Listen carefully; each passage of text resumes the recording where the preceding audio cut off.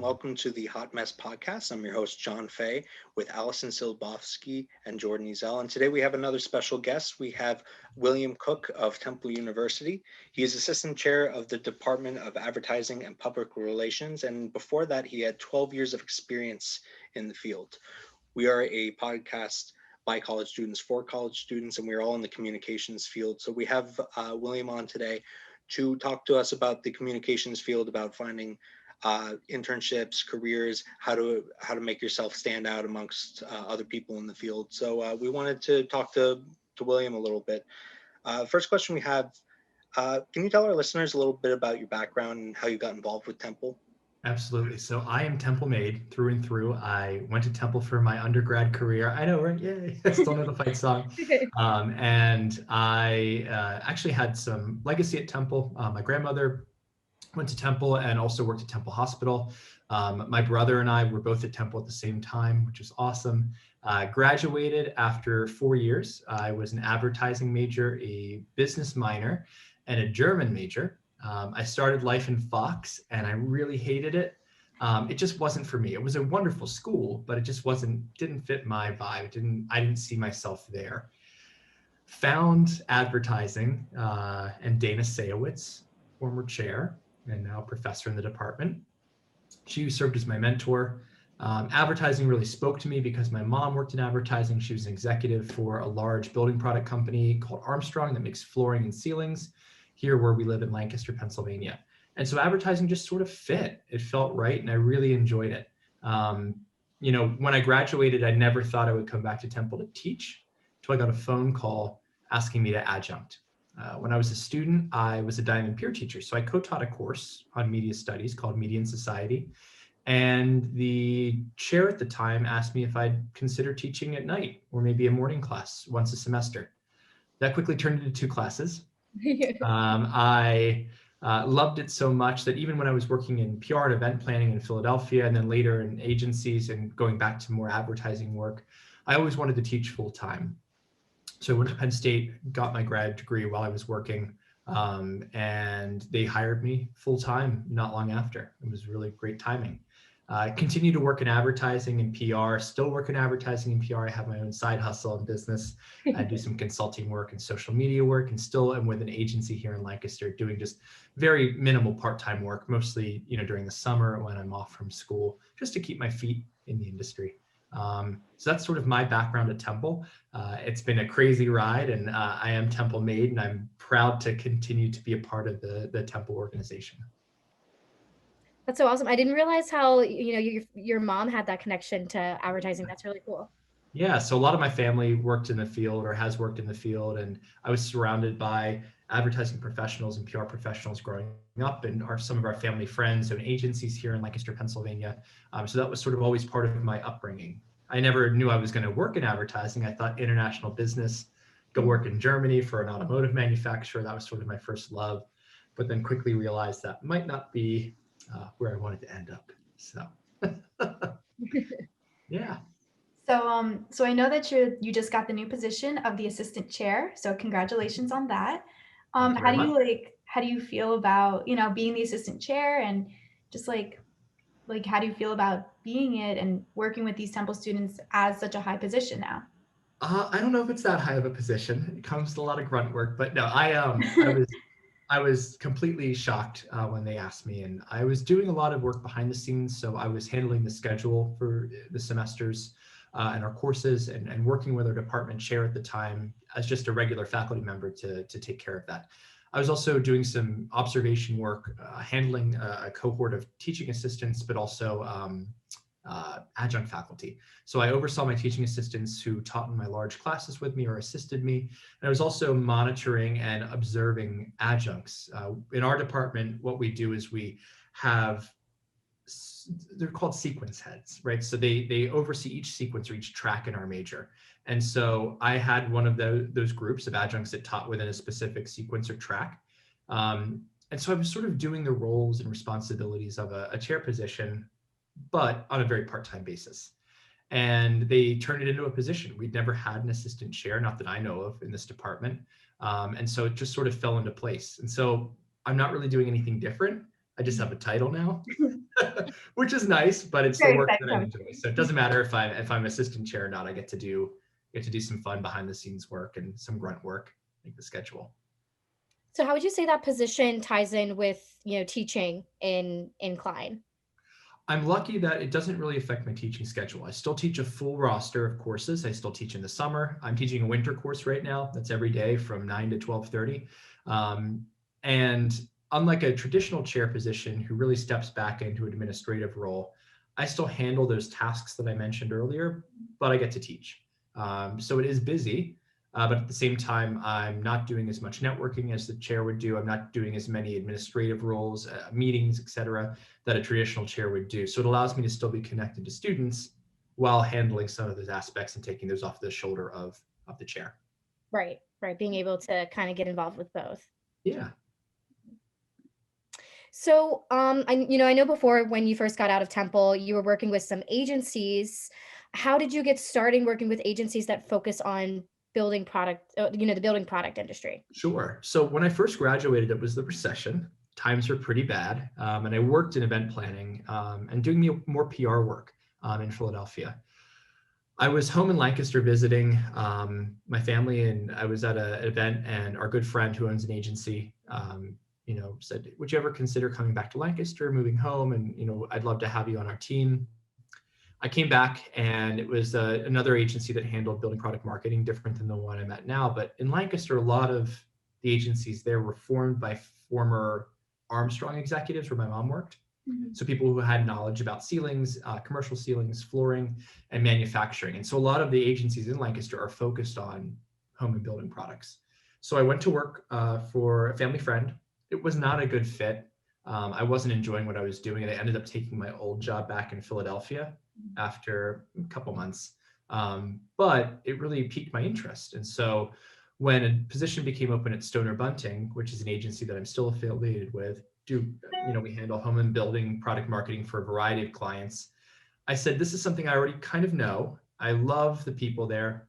A friend who I had worked with at the former agency had now moved on to Stoner Bunting. So I messaged her, and she said, great, can you start Monday? I didn't really have a formal interview. I was doing my grad degree at Penn State, and she brought me in. And of course, I met with the agency director. There's the dog in the background. And my assistant.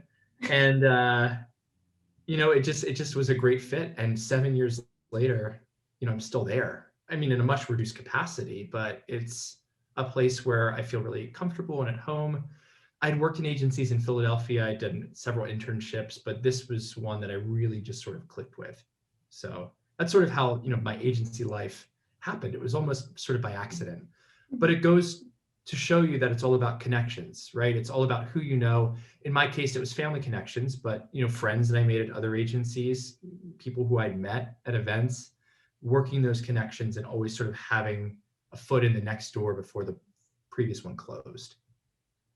So. I feel like that's a big thing with our listeners, and especially with us as students, is we get kind of in this mindset that, we need to be exactly where we want to be right here, right now. But from your experience, just take some time to figure out exactly where you want to be. Yeah, it takes a long time. That's been my entire life, right? I've always known where I wanted to go eventually, but in the minutia, like in the minute and those little details, it's always thinking about what I can do better, what I can do next, but also appreciating what you have.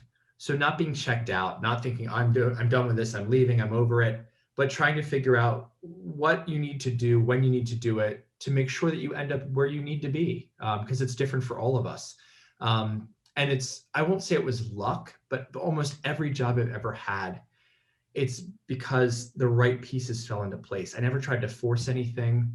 You know, if somebody didn't call me back, because there have been a few times where I've applied for things or thought maybe I'll go in a different direction, and it didn't go anywhere. And I honestly believe that it wasn't meant to happen. And I didn't get down because of that. I have a great life, and I've created a career where I can do the best of both worlds: teach, do some administrative work, still work in the agency world, still have time off to travel and to explore. But you're right. Yeah, you have to just keep thinking about what's next without living in that transition period.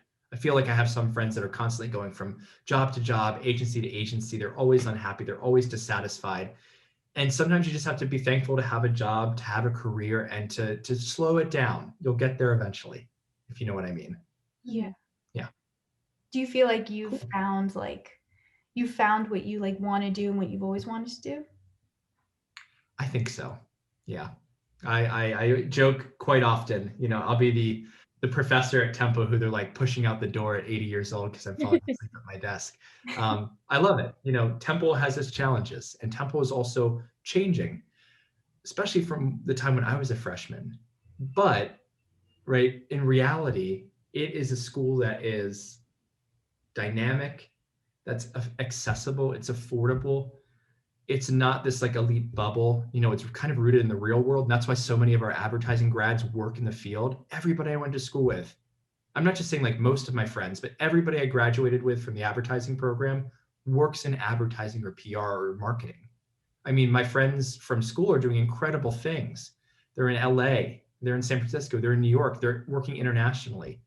And I feel like, especially in Klein, we're really rooted in an education. You're not only getting a liberal arts education, but you're getting an education in how to work and how to be a good employee and how to go out and represent Temple well. And so when people in the future are, you know, given 2 resumes and they see a Temple student on there, they're going to pick that person, or they're going to give them more attention. I'm not saying that like in a favoritism way, but I feel like we have such a great reputation already. It can only get better, especially within Klein. I definitely like agree with that. Seeing like my other friends in other schools, like at Temple, I get a very like real world education, and I'm able to like really go out and network with like real world people and do things like that. Definitely. Yeah, and it helps with Philly. Philly's an ad city, right? We have tons of pharmaceutical advertising agencies. We've got major marketing corporations, but we also have like cool boutique small agencies. And, you know, I feel like it's hard to be in a small community or a rural school when you're an advertising or PR major, because you don't have that connection to the city and to the heartbeat of the industry. I feel like in Philadelphia, and especially with Temple, it's so close. You have to take advantage of it. I definitely agree with that. And I can come from personal experience. I went to Albright College, which is in Reading, Pennsylvania, for my undergrad. And I decided to go to Temple because I felt like I wasn't ready, you know, I wasn't prepared for the ad agency, and no one was really looking at me. Loved my professors there, but they didn't have the connections, and you know, it just wasn't as well of a known school. So I think that's kind of been the struggle for some students that aren't at a place where, you know, we're known for our communication, and we're known for having good students coming out of these programs. Yeah, and So students that are now in leadership roles that are hiring Temple students, which is awesome. I mean, we in Lancaster here, we have a number of small colleges. Millersville is a state school. And we've had several interns, actually many interns from Millersville, who have worked at Stoner Bunting. And a lot of times we can't hire them because we're a small agency and we just don't have the opening or the right number of clients. So we would love to be able to take them on, but it's just not an option. So they go to Philadelphia, or they go to Harrisburg, which has some bigger agencies in central PA, or Baltimore, or they leave the state entirely or the region and go to New York or somewhere else. And that's really the challenge. And smaller schools offer a lot of great opportunities. Albright's a great school, but at the end of the day, you know, Reading isn't known for its ad agencies. Right. And so you have to leave, you have to go somewhere else.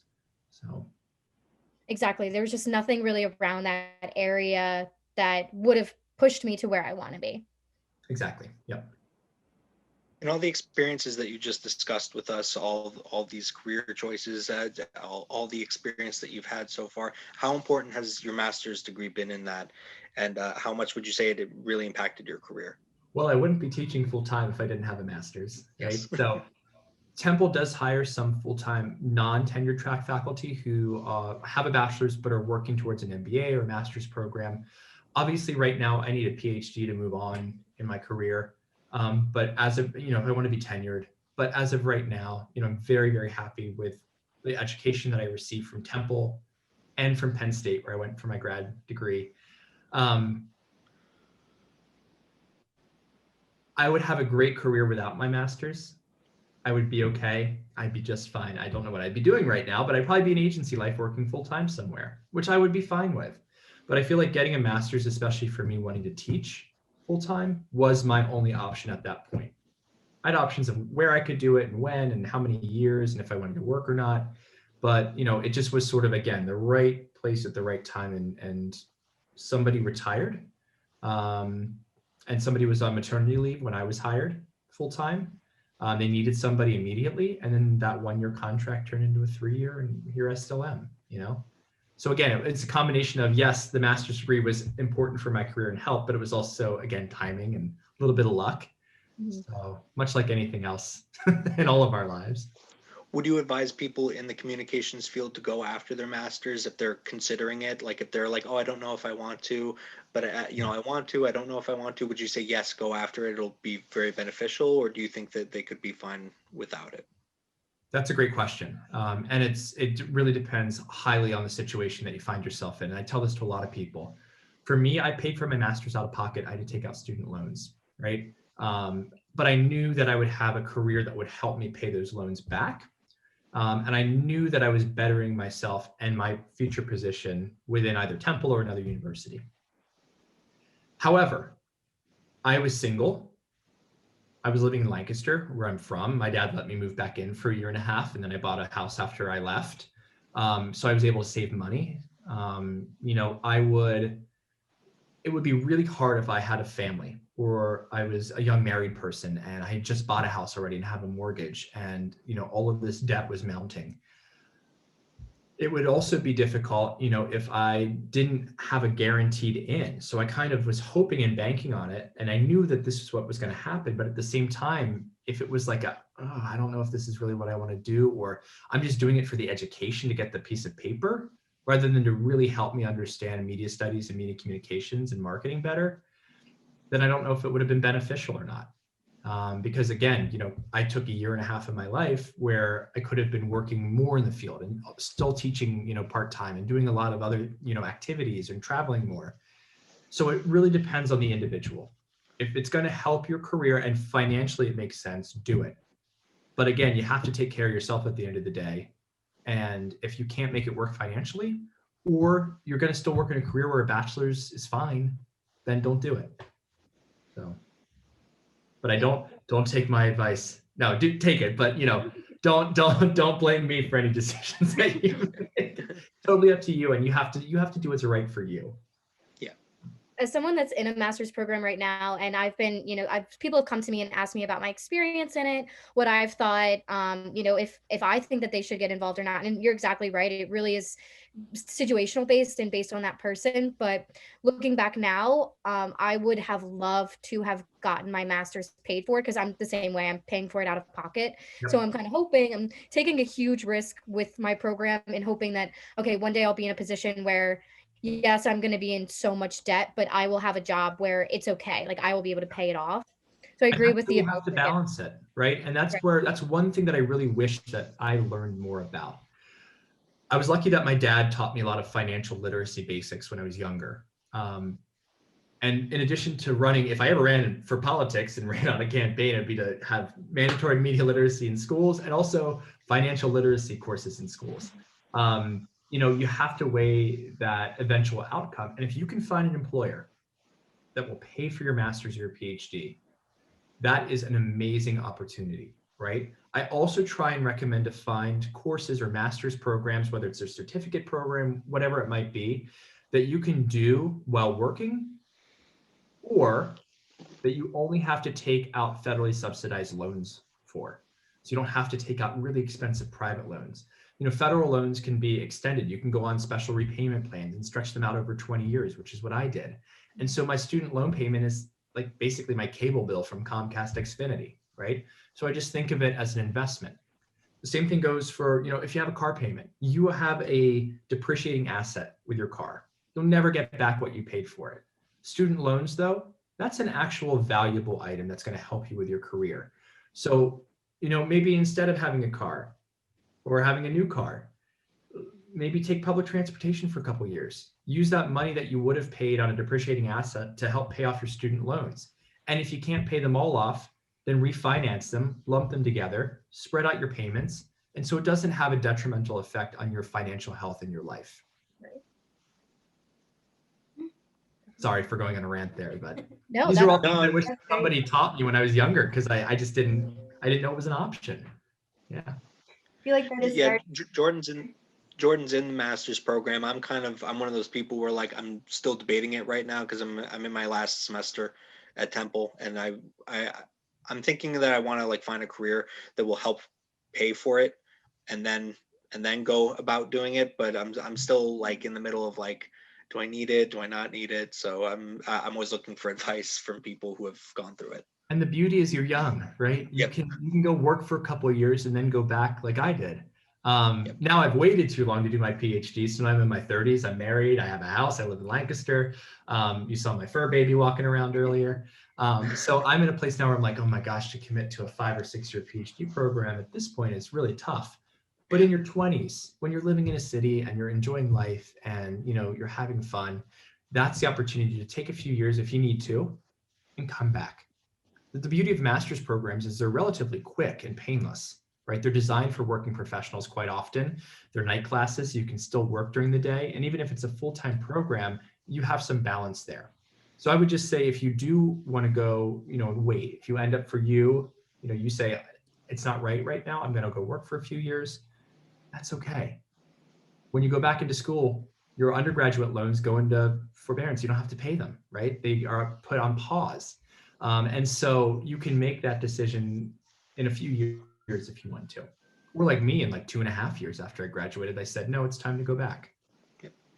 Yeah, that's what I love about just master's degrees in general, because in my classes, the people that are in them, I've got people like me who just graduated right out of undergrad and went straight to their grad program, but I also have parents and people that are older that are going back to get their career because they want an advancement in their job, or they're looking maybe they're just deciding that right now isn't or whatever they're in isn't what they want to be in, so that's why they're doing it. It's just awesome because there's so many reasons that people can go for it, and I've never felt uncomfortable in any classes. In fact, I enjoy having people of different backgrounds, different ages, different, industry experience, because we're all there to teach each other too. Yeah. So yeah, John, if you're interested in a few years and that's still what you want to do, for sure. And that's the beauty of it too. In my cohort at Penn State, I had an older woman who came back to school in her 60s. Whose husband was in the military, and she was able to come back, thanks to funding from the military for her to go back to school. I had a woman who hadn't worked in 20 years, who had a wonderful career in PR, but then got married, had kids, and was coming back to work in PR and wanted to get a master's degree. These are people that taught me also about life. I mean, we would like go out to the bar and have a drink after our classes and talk. And I got to meet people that I would never have come into contact with, of all ages and all backgrounds. And I just felt like for me, that was such a defining moment of my 20s. I don't know, for me personally, if going to a master's program right after undergrad would have been beneficial. I think I needed a few years to grow and to learn and to really understand what I wanted to do. But then again, there's some people that know that that's what they want to do. I had friends at Temple that did the 5-year combined undergrad master's program. So when I graduated, they stayed on for another year and ended up with their master's in a year, which is a fantastic opportunity. So again, it's different for everybody. So transitioning a little bit to like more of like networking and stuff. So when you want to network and kind of send like emails to different employers, let's say an employer is not really answering, what do you think is a proper timeline or amount of time when sending like a follow-up email? Because I know that like tends to be tricky when like you want to connect with someone. It's really difficult. You want them to know that you care and that you're interested, but at the same time, you don't want to come off as needy or annoying. Mm-hmm. And so I always say, when emails fail, when you don't hear anything back, from the digital world, you have to find some other way to contact them. Any job I've ever gotten, any student or intern I've sent places, it's always been because of a personal connection. So you'd wait a couple days. If you don't hear anything back, send a nice courteous follow-up message. But it's probably the time to move into some other form of contact or figuring out an event or a way to connect with that brand.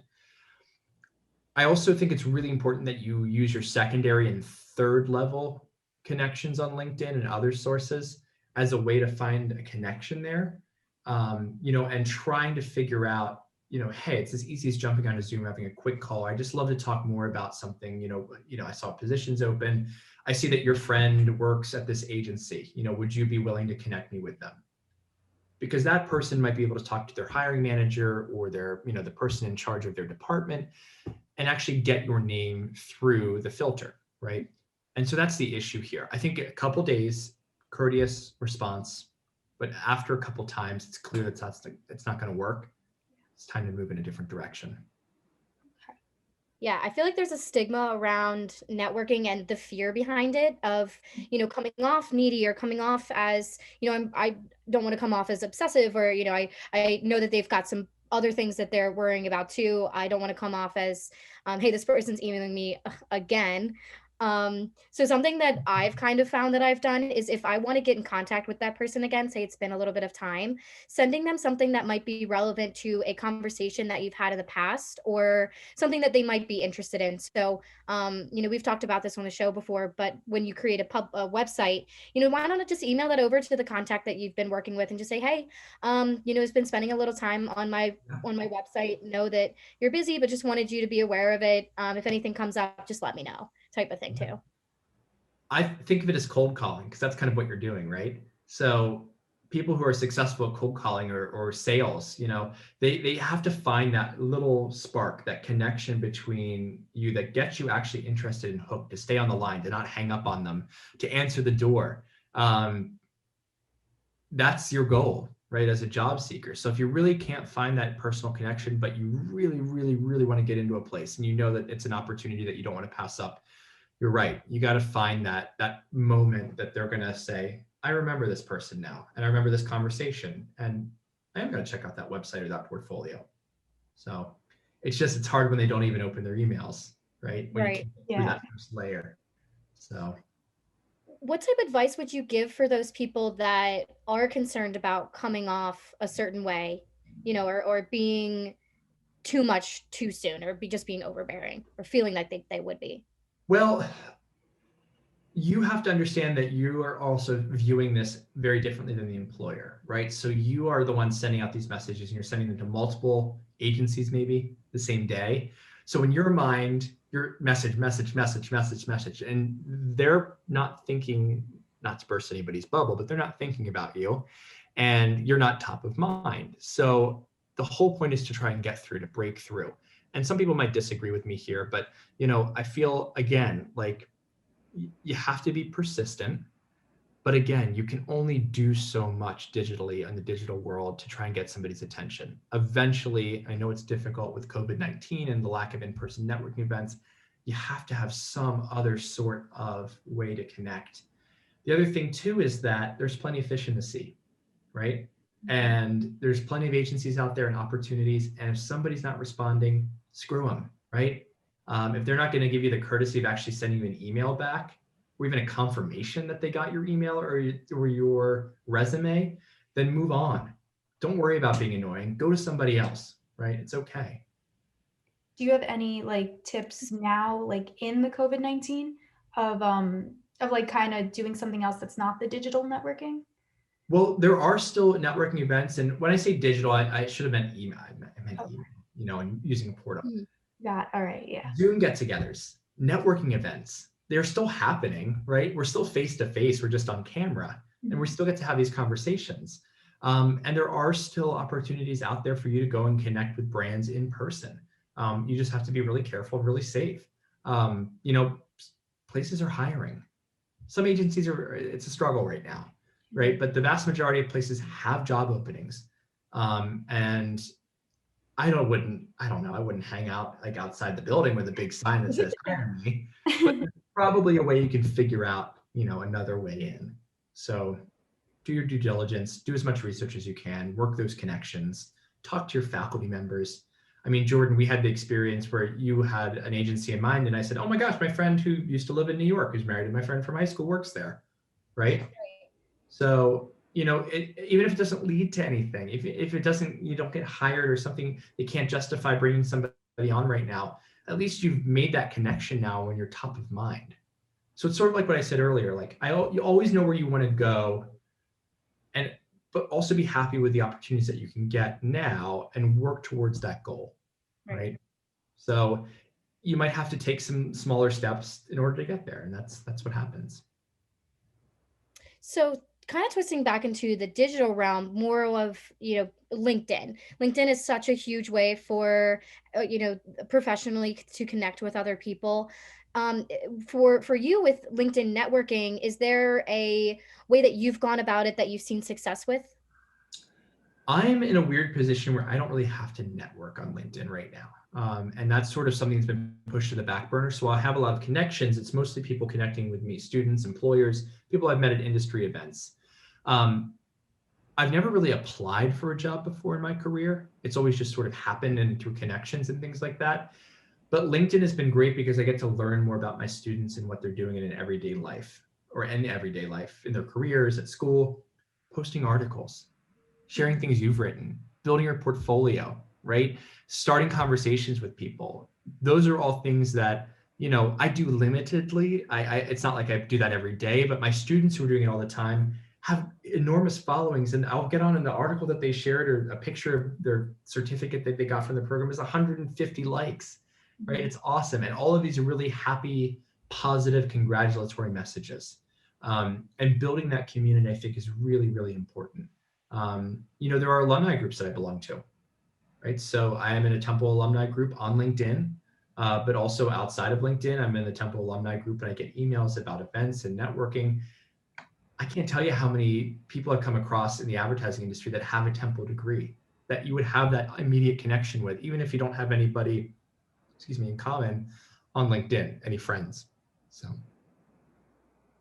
Yeah, definitely using that platform to your advantage. And, that's really good advice about just being active on it and posting about what you're doing. Because although you might not think that that's relevant, or, it doesn't really matter to your followers, people do see that, and that does get engagement. Yeah, if somebody wants to connect with me and I go to their profile and it's like, there's nothing there. Like, why do you want to connect with me? What am I learning from you or about you? There's nothing there that I can't figure out from your bio. So the more you can provide, the better. Definitely. What would you say is an appropriate, if you wanted to message an employer on LinkedIn, would you have any advice about how to go about that?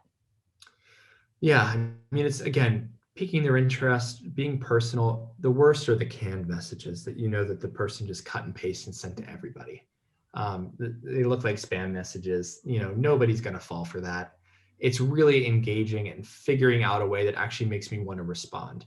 Not just, hey, can we connect? I've always admired your agency. I'm a student at Temple.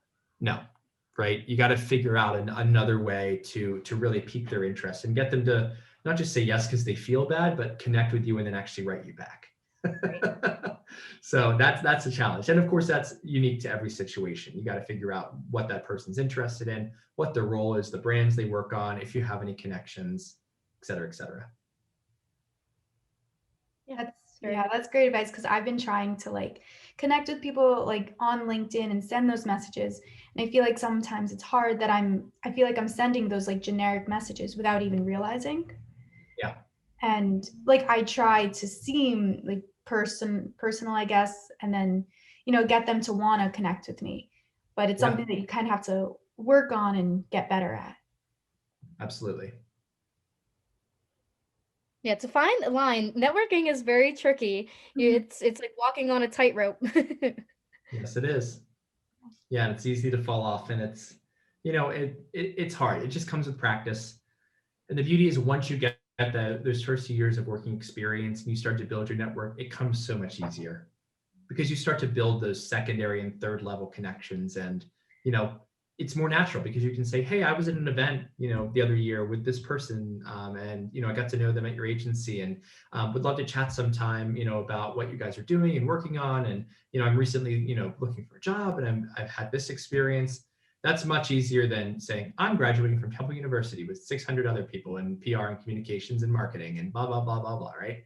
So it will get better. For those out there that feel like it's hard and it's awkward, it is at first. And then the more connections you have and the better you get at it, it starts to flow a little bit more. And I think a lot of people that are in the industry, when someone comes to them for advice or, looking to network, a lot of times they're more willing to do it than we think too. Yeah.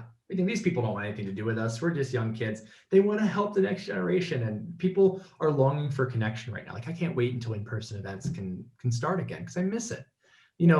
When we were ending last year, I was like, oh my God, if I have to go to one more event or mixer or, yada, yada, yada. And now I miss that. That's the stuff that I miss, that human interaction. So hopefully that will be back soon. Yeah. Yeah. Fingers crossed. Fingers crossed.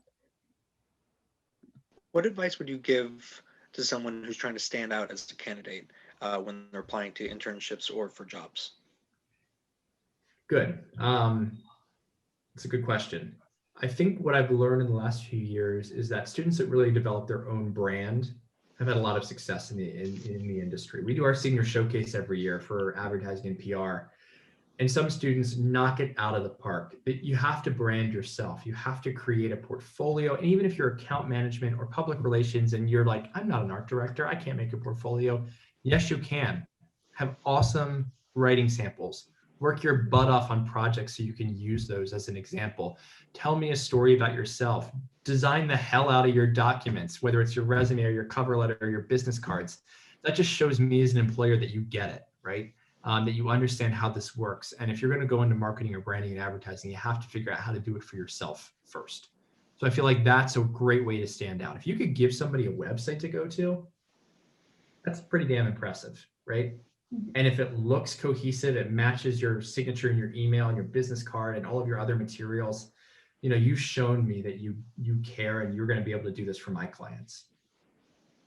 That's really good advice. And that's something that I've heard before from people that are in the industry, because it's hard to, exactly, you're right. You're graduating with 600 people or what, and there's people coming from all these other different schools. So the competition is huge, and you need to know who you are and what you're trying to tell the employer that you're looking to start working with.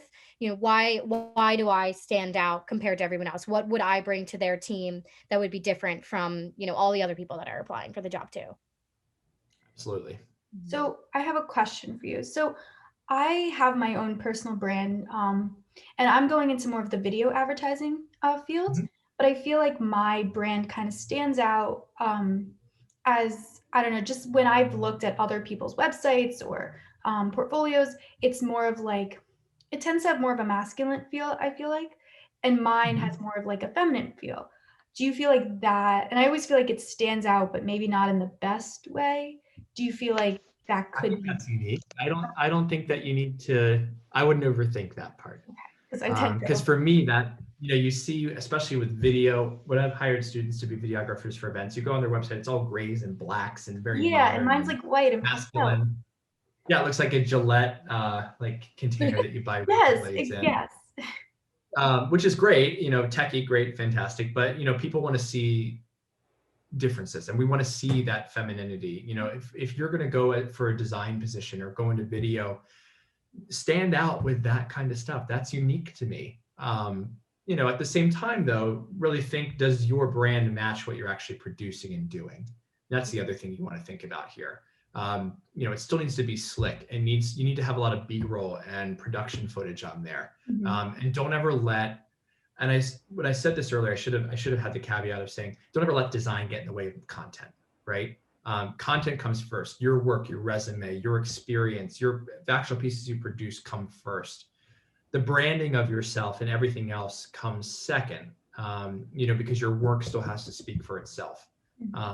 But if you give me two resumes and they're the exact same and one's been beautifully art directed, and and is impossible to read, I don't know which one I would choose, right? The one might look fancy at first, but the font I'm like, what the heck?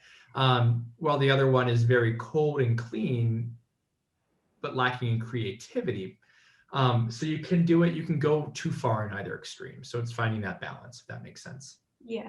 And just looking at your room behind you, I see some birds, right? I see the plants, and I see, you know, you got your Philly Love sign down there. Yeah. You know, so I get your aesthetic, right? So if that matches you, that's great. Just don't let it overtake the content. Okay. Thank you. Yeah. Something that I've always been curious on is, I know that especially in the field that we're all looking to get into, the more you show of who you are, you know, the better chance that you have of standing out. But I also think there might be a little bit of a fine line of, you know, being funny and also being professional. So for example, I've made a joke a time or two that I wanted to put parallel parking in my skill set on my resume. Yeah. Is that cute, funny? People would think that that's, you know, oh, I can tell who she is, or is that inappropriate to put on my resume? I mean, here's the thing. If you're like at an agency like Red Tetamer, right, that has this kind of funky vibe and cool, when you're meeting with somebody and you're like, you know, you got that Philly love and you're vibing with the person and you're like, yeah, I've lived in Philly so long now I can put parallel parking on my resume.